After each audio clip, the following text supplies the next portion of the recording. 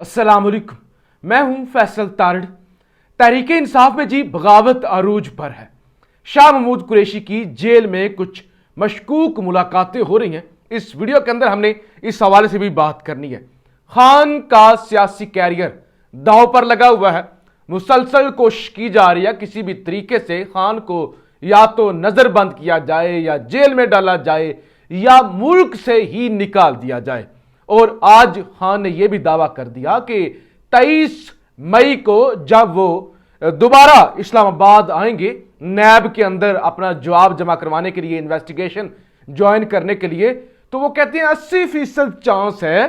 कि मुझे दोबारा गिरफ्तार किया जा सकता है। इसी तरह एंकर इमरान रियाज के हवाले से एक बड़ी खुशखबरी आई है, वो भी आपके सामने रखनी है। तो सबसे पहले जी, मुख्तलिफ लोगों को इस वक्त पार्टी से निकलवाया जा रहा है। प्रेस कॉन्फ्रेंस को गली का लुच्चा लफंगा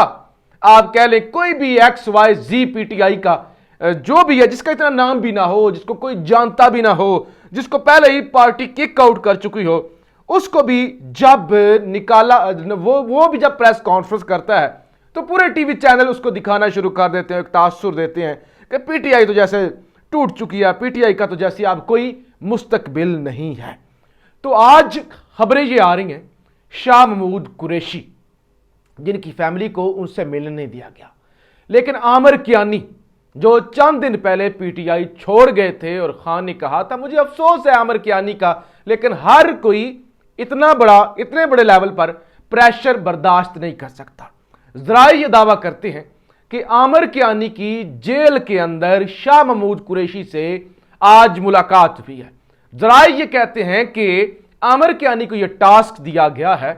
कि आप शाह महमूद कुरैशी को, फवाद चौधरी को और असद उमर को मनाएं कि वो पार्टी की क़ियादत करें या पार्टी छोड़ दें। बाकी जो पार्टी है ना, यानी खान को हम माइनस करें, खान को माइनस करें, पार्टी की क़ियादत वो खुद संभाल लें और पार्टी को उनके ताबे करना। यानी ये भी एक बड़ा क्वेश्चन है ना कि पार्टी की कमान तो संभाल लें, पार्टी में होगा कौन? एक बंदे की पार्टी। तो लिहाजा वो कहते हैं कि पार्टी के लोगों को उनके ताबे करना वो हमारा काम है। जराए ये कहते हैं कि शाह महमूद कुरैशी और फवाद चौधरी ने कोई हामी तो नहीं भरी, लेकिन मजबूत तीनों में से अगर मुकाबला देखा जाए, तीनों में से देखा जाए कि कौन मजबूत नैरेटिव के साथ खड़ा हुआ है खान के साथ तगड़े होकर, तीनों में से असद उमर। जराए कहते हैं कि असद उमर ने यह कहा है PTI का मतलब ही इमरान खान है, इमरान खान ही को पार्टी से निकाल दें तो PTI के लिए बेशक शाह महमूद कुरैशी हो, कोई और हो, जो भी हो, तो PTI नहीं हो सकती, ना कोई जमात हो सकती है, ना कोई वोट बैंक हो सकता है, ना कोई धांधलों से यह काम मैनेज हो सकता है। जरा अंदाजा करें, शाह महमूद कुरैशी के खानदान वालों को उनकी अपनी बेटी पूरा दिन इंतजार करती रही, मुलाकात नहीं करने दी गई, लेकिन ये जो मुबैना इतलात आ रही हैं कि आमिर कियानी के साथ उनको मुलाकात करने दी गई है, ये बेशुमार सवालात उठाती है। फिर आज खान ने जनरल सैयद आसिम मुनीर के हवाले से भी एक दावा किया या क्लैरिफिकेशन की, और वो जो कहते हैं ना कि जुबान खोलना, राज कह लें या जो भी बातें हो रही थी, उनका जवाब दिया गया। द टेलीग्राफ एक अखबार है, एक जरीदा है, उसमें एक आर्टिकल लिखा गया था कि बेसिकली वो कहते हैं कि इस वक्त जंग जो है ना इमरान खान और जनरल आसिम मुनीर के दरमियान है। इसकी वजह यह है कि जब इमरान खान को जनरल आसिम मुनीर जो DGISI के चीफ थे उस वक्त 2019 के अंदर,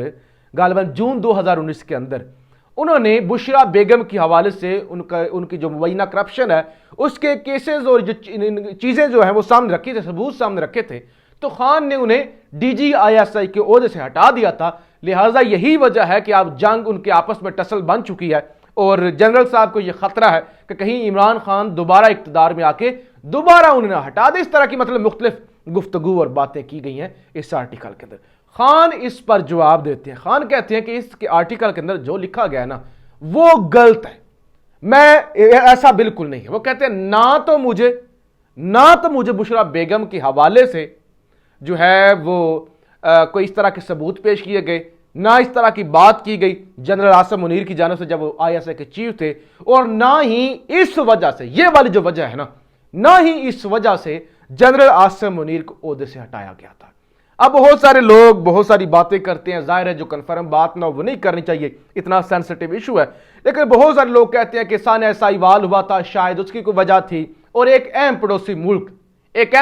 ملک جو کہ بھارت بھی نہیں ہے، افغانستان بھی نہیں ہے، چائنا بھی نہیں ہے، اہم پڑوسی ملک کے بھی کچھ خدشات تھے، شکایتیں تھی، جو بھی تھی وجہ تھی، اس وجہ سے بھی غالباً یہ قدم اٹھایا گیا تھا۔ لیکن یہ جو بشرا بیگم والی کہانی چلائی جا رہی ہے کہ اس وجہ سے انہوں نے ہٹایا تھا، اس لیے ٹسل چل رہی ہے، یہ کہانی جھوٹی ہے، اور آج خان نے کہہ بھی دیا کہ 23 مئی کو دوبارہ مجھے گرفتار کیا جا سکتا ہے۔ اور PTI کراچی کے صدر آفتاب صدیقی کا پارٹی اور سیاست چھوڑنے کا اعلان، تو یہ جناب اعلان بھی سامنے آج آ چکا ہے۔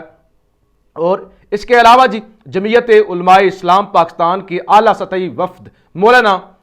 خان محمد شعرانی کی سربراہی میں زمان پارک آمد، ان سے ملاقات ہوئی ہے خان صاحب کی۔ ملک بھر میں پاکستان تحریک انصاف اور اتحادیوں کے خلاف جبر و فسطائیت کی جاری بدترین سلسلے کی شدید مذمت، اور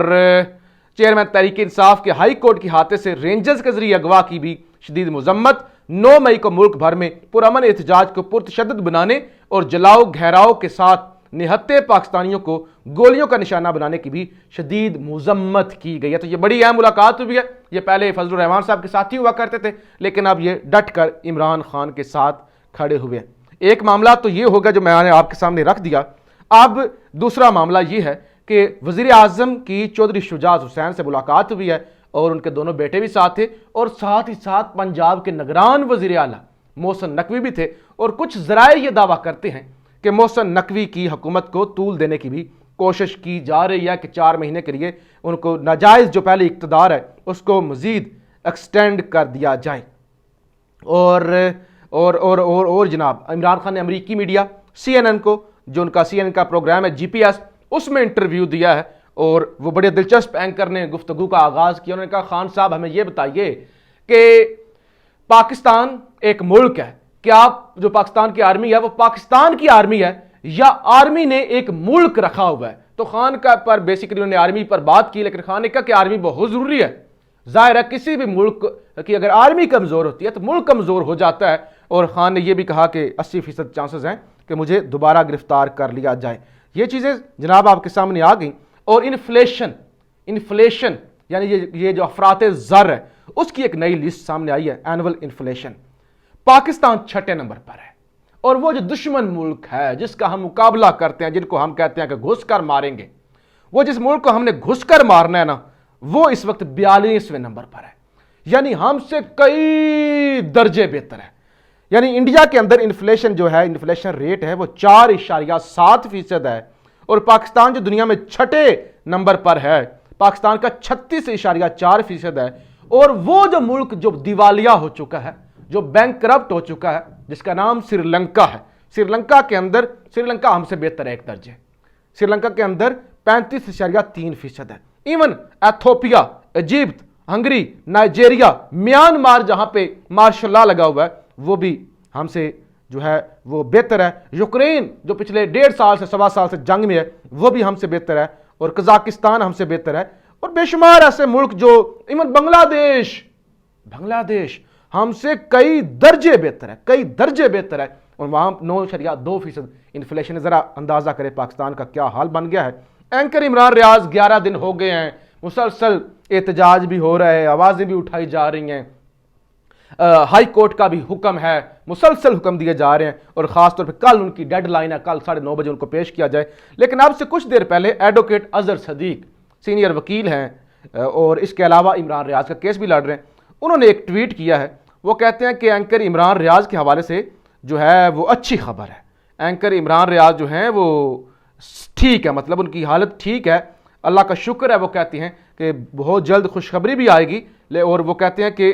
یہ کیا عمران ریاض خان کے بارے میں بہت اچھی خبر آنے والی ہے، الحمدللہ وہ خیریت سے ہیں۔ تو یہ اللہ کا شکر ہے کہ وہ جو بات ہو رہی تھی جی پتہ نہیں زندہ بھی ہوں گے یا نہیں ہوں گے، کیا ہوگا، تو ایڈوکیٹ اظہر صدیق کہتے ہیں کہ وہ اللہ کا شکر ہے، خیریت سے ہیں۔ اور اس کے علاوہ ان کے وکیل اور ان کے جو دوست ہیں میاں علی اشفاق وہ کہتے ہیں کل کی عدالتی کارروائی میں عمران ریاض کے وکلاء کی طرف سے سرپرائز کا انتظار کریں کارروائی میں عمران ریاض کے وکلاء کی طرف سے سرپرائز کا انتظار کریں کل کا دن کیس میں بہت کچھ سامنے لانے والا ہے ورنہ منگل تک کارروائی گئی تو سرپرائز منگل کو میں خود دوں گا یعنی وہ خود جناب آئیں گے اور پولیس اور جیل پولیس کی جال سازیوں کا منطقی انجام انتہائی قریب ہے ثبوت تیار ہے یہ بھی میاں علی اشفاق کی جانب سے کہا گیا ہے تو یہ جی صورتحال ہے مسلسل خان کو توڑنے کی اور پی ٹی آئی کو توڑنے کی کوششیں ہو رہی ہیں اللہ کرے جی طاقتور بجائے وہ ایک دوسرے کی ایگو کا مسئلہ بنانا اور توڑنا تڑانا اس سارے خطرے کے اندر ملک نہ ٹوٹ جائے اس ساری صورتحال سے اللہ ملک کو نکالے پاکستان زندہ باد